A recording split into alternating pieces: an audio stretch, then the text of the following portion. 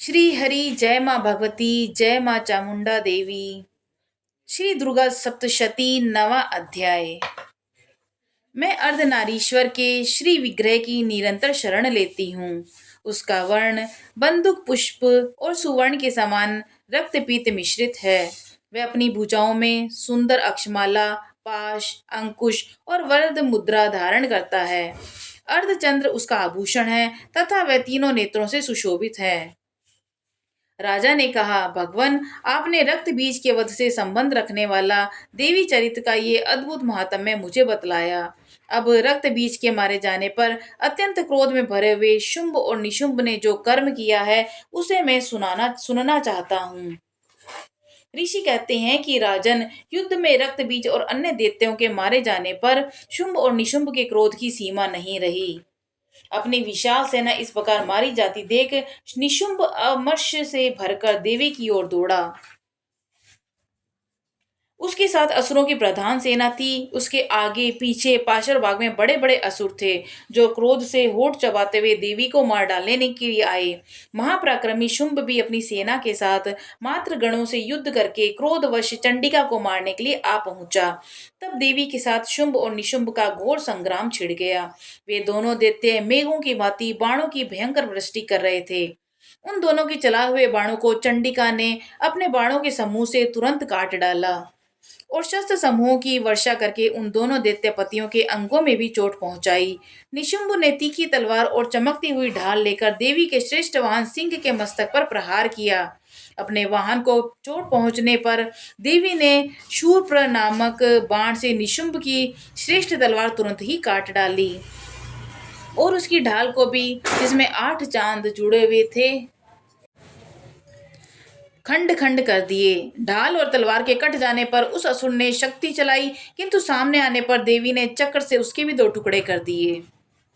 अब तो निशुंभ क्रोध से जल उठा और दानव ने देवी को मारने के लिए शूल उठाया, किंतु देवी ने समीप आने पर उसे भी मुक्के से मारकर चूर्ण कर दिया। तब उसने गदा घुमाकर चंडी के ऊपर चलाई, परंतु वह भी देवी के त्रिशूल से कटकर भस्म हो गई। तदंतर दैत्य राज निशुंभ को फरसा हाथ में लेकर आते देखकर देवी ने बाण समूह से घायल कर पृथ्वी पर सुला दिया। उस भयंकर पराक्रमी भाई निशुंभ के धराशायी हो जाने पर शुंभ को बड़ा क्रोध आया और अंबिका का वध करने के लिए आगे बढ़ा। रथ पर बैठे बैठे ही उत्तम आयुधों से सुशोभित अपनी बड़ी बड़ी 8 अनुपम भुजाओं से समूचे आकाश को ढककर वह अद्भुत शोभा पाने लगा। उसे आता देखकर देवी ने शंख बजाया और धनुष की प्रत्यंचा का भी अत्यंत दूसरे शब्द किया। साथ ही अपने घंटे के शब्द से, जो समस्त दैत्य सैनिकों का तेज नष्ट करने वाला था, संपूर्ण दिशाओं को व्याप्त कर दिया। तदंतर सिंह ने भी अपनी दहाड़ से, जिसे सुनकर बड़े बड़े गजराज का महान मद दूर हो जाता है, आकाश पृथ्वी दशों दिशाओं को गूंजा दिया। फिर काली ने आकाश में उछलकर अपने दोनों हाथों से पृथ्वी पर आघात किया। उससे ऐसा भयंकर शब्द हुआ जिससे पहले के सभी शब्द शांत हो गए। तत्पश्चात शिवदूती ने दैत्यों के लिए अमंगलजनक अट्टहास किया। इन शब्दों को सुनकर समस्त असुर थर्रा उठे, किंतु शुंभ को बड़ा क्रोध आया। उस समय देवी ने जब शुंभ को लक्ष्य करके कहा, ओ दुरात्मन, खड़ा रहे खड़ा रहे, तभी आकाश में खड़े हुए देवता बोल उठे, जय हो जय हो। शुंभ ने वहां आकर ज्वालाओं से युक्त अत्यंत भयानक शक्ति चलाई। अग्निमय पर्वत के समान आती हुई उस देवी शक्ति को देवी ने बड़े भारी लू के से दूर हटा दिया। उस समय शुंभ के सिंहनाद से तीनों लोक गूंज उठे और राजन, उनकी प्रतिध्वनि से वज्रपात के समान भयानक शब्द हुआ, जिसे अन्य सब शब्दों को जीत लिया। शुंभ के चलाए हुए बाणों के देवी ने और देवी के चलाए हुए बाणों के शुंभ ने अपने भयंकर बाणों द्वारा सैकड़ों हजारों टुकड़े कर दिए। तब क्रोध में भरी हुई चंडिका ने शुंभ को शूल से मारा और उसके आघात से मूर्छित हुए पृथ्वी पर गिर पड़ा। इतने में ही निशुंभ को चेतना हुई और उसने धनुष हाथ में लेकर बाणों के द्वारा देवी काली और सिंह को घायल कर डाला। फिर उस दैत्यराज ने 10,000 बाहें बनाकर चक्रों के प्रहार से चंडिका को आच्छादित कर दिया। तब दुर्गम पीड़ा को नाश करने वाली भगवती दुर्गा ने कुपित होकर उन अपने बाणों से उन चक्रों तथा बाणों को काट गिराया। यह देख निशुंभ दैत्य सेना के साथ चंडिका का वध करने के लिए अपने हाथ में गदा ले बड़े वेग से दौड़ा और उसके आते ही चंडी ने तीखे धार वाली तलवार से उसकी गदा को शीघ्र ही काट डाला। तब उसने शूल हाथ में ले लिया और देवताओं को पीड़ा देने वाले निशुंभ को शूल हाथ में लिए आते देख चंडिका ने वेग से चलाए हुए अपने शूल से उसकी छाती छेद डाली। शूल से विदीर्ण हो जाने पर उसकी छाती से एक दूसरा महाबली और महापराक्रमी पुरुष खड़ी रह कहता हुआ निकला। उससे निकलते हुए पुरुष की बात सुनकर देवी ठठाकर हंस पड़ी और खड़ग से उन्होंने उसका मस्तक काट डाला। फिर तो वह पृथ्वी पर गिर पड़ा। तदंतर सिंह अपनी दाढ़ों से असुरों की गर्दन कुचलकर खाने लगा। यह बड़ा भयंकर दृश्य था। उधर काली और शिवदूती ने भी अन्याय देवताओं दैत्यों का भक्षण आरंभ कर दिया। कौमारी की शक्ति से विदीर्ण होकर कितने ही महादैत्य नष्ट हो गए और ब्रह्माणी के मंत्रपूत जल से निस्तेज होकर कितने ही भाग खड़े हुए। कितने ही दैत्य माहेश्वरी के त्रिशूल से छिन्न भिन्न होकर धराशायी हो गए और वाराही के थुथुन से आघात से कितने ही पृथ्वी पर कचूमर निकल गया। वेशोनी ने अपने चक्र से दानवों के टुकड़े टुकड़े काट डाले और इंद्री के हाथ से छूटे हुए वज्र से भी कितने ही के प्राणों से हाथ धो बैठे। कुछ असुर नष्ट हो गए और कुछ उस महायुद्ध से भाग गए और कितने ही काली शिवदूती और सिंह के ग्रास बन गए। बोलो माँ भगवती की जय। जय माँ चामुंडा देवी। इस प्रकार श्री मार्कंडेय पुराण में सावर्णिक मनवंतर की कथा के अंतर्गत देवी महात्म्य में निशुंभ वध नामक नवा अध्याय पूरा हुआ। जय महाकाली, जय महादेवी। श्री दुर्गा सप्तशती 10वां अध्याय शुंभ वध। मैं मस्तक पर अर्धचंद्र धारण करने वाली शिव शक्ति स्वरूपा भगवती कामेश्वरी का हृदय में चिंतन करती हूँ। वे तपाए हुए सुवर्ण के समान सुंदर हैं। सूर्य, चंद्रमा, अग्नि ये तीनों ही उनके नेत्र हैं तथा वे अपने मनोहर हाथों से धनुष, बाण, अंकुश, पाश और शूल धारण किए हुए हैं। ऋषि कहते हैं कि राजन, अपने प्राणों के समान प्यारे भाई निशुंभ को मारा गया देख और सारी सेना का संहार होता जान शुंभ ने कुपित होकर कहा, दुष्ट दुर्गे, तू बल के अभिमान में आकर झूठ मूठ का घमंड न दिखा।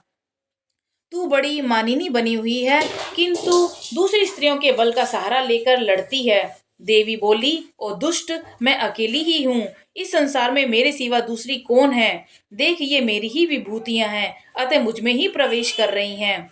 तदंतर ब्रह्माणी आदि सब देवियां अंबिका देवी के शरीर में लीन हो गई। उस समय केवल अंबिका देवी ही रह गई। देवी बोली, मैं अपनी ऐश्वर्य शक्ति से अनेकों रूपों में यहाँ उपस्थित हुई थी। उन सब रूपों को मैंने समेट लिया है। मैं अकेली ही युद्ध में खड़ी हूँ, तुम भी स्थिर हो जाओ। ऋषि कहते हैं, तदंतर देवी और शुंभ दोनों में सब देवताओं और दानवों के देखते देखते भयंकर युद्ध छिड़ गया। बाणों की वर्षा और तीखे शस्त्रों और दारुण अस्त्रों के प्रहार से उन दोनों का युद्ध सब लोगों के लिए बड़ा ही भयानक प्रतीत हुआ। उस समय अंबिका देवी ने जो सैकड़ों दिव्य अस्त्र छोड़े, उन्हें दैत्यराज शुंभ ने उनके निवारक अस्त्रों द्वारा काट डाला। इसी प्रकार शुंभ ने भी जो दिव्य अस्त्र चलाए, उन्हें परमेश्वरी ने भयंकर हुंकार शब्द के उच्चारण द्वारा खिलवाड़ में ही नष्ट कर डाला।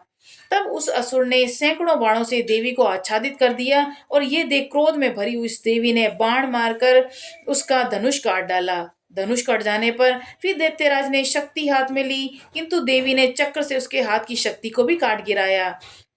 तत्पश्चात दैत्यों के स्वामी शुंभ ने 100 चांद वाली चमकती हुई ढाल और तलवार हाथ में ले उस पर देवी पर धावा बोल दिया। उसके आते ही चंडिका ने अपने धनुष से छोड़े हुए तीखे बाणों द्वारा उसकी सूर्य किरणों के समान उज्जवल ढाल और तलवार को तुरंत काट दिया। फिर उस दैत्य के घोड़े और सारथी मारे गए। धनुष तो पहले ही कट चुका था। अब उसने अंबिका को मारने के लिए उद्यत होकर भयंकर मुद्गर हाथ में लिया। उसे आते देख देवी ने अपने तीक्ष्ण बाणों से उसका मुद्गर भी काट डाला। तिस पर भी उस असुर मुक्का तानकर बड़ी वेग से देवी की ओर झपटा। उस दैत्यराज ने देवी की छाती में मुक्का मारा। तब उस देवी ने भी उसकी छाती में एक चांटा जड़ दिया। देवी का थप्पड़ खाकर दैत्यराज शुंभ पृथ्वी पर गिर पड़ा, किंतु पुनः सहसा पूर्वत उठकर खड़ा हो गया। फिर वह उछला और देवी को ऊपर ले जाकर आकाश में खड़ा हो गया। तब चंडिका आकाश में बिना किसी आधार के ही शुंभ के साथ युद्ध करने लगी। उस समय दैत्य और चंडिका आकाश में एक दूसरे से लड़ने लगे। उनका वह युद्ध पहले सिद्ध और मुनियों को विस्मय में डालने वाला हुआ। फिर अंबिका ने शुंभ के साथ बहुत देर तक युद्ध करने के पश्चात उसे उठाकर घुमाया और पृथ्वी पर पटक दिया। पटके जाने पर पृथ्वी आने के बाद वह दुष्टात्मा दैत्य पुनः चंडिका का वध करने के लिए उनकी ओर बड़ी वेग से दौड़ा। तब समस्त दैत्यों के राजा शुंभ को अपनी ओर आता देखकर देवी ने त्रिशूल से उसकी छाती पर छेद कर उसे पृथ्वी पर गिरा दिया। देवी के शूल की धार से घायल होने पर उसके प्राण पखेरु उड़ गए और वह समुद्रों, द्वीपों, पर्वतों सहित समूची पृथ्वी को कांपाता हुआ भूमि पर गिर पड़ा। तदंतर उस दुरात्मा के मारे जाने पर संपूर्ण जगत की प्रसन्न और पूर्ण स्वस्थ हो गया और आकाश स्वच्छ दिखाई देने लगा। पहले जो उत्पात सूचक मेघ और उल्कापात होते थे वे सब शांत हो गए और दैत्य के मारे जाने पर नदियां भी ठीक मार्ग से बहने लगीं।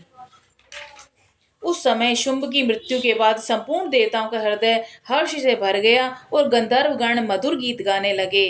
दूसरे गंधर्व बाजे बजाने लगे और अप्सराएं नाचने लगी। पवित्र वायु बहने लगी और सूर्य की प्रभा उत्तम हो गई। अग्निशाला की बुझी हुई आग अपने आप प्रज्वलित हो उठी तथा संपूर्ण दिशाओं के भयंकर शब्द शांत हो गए। बोलो माँ चामुंडिका देवी की जय।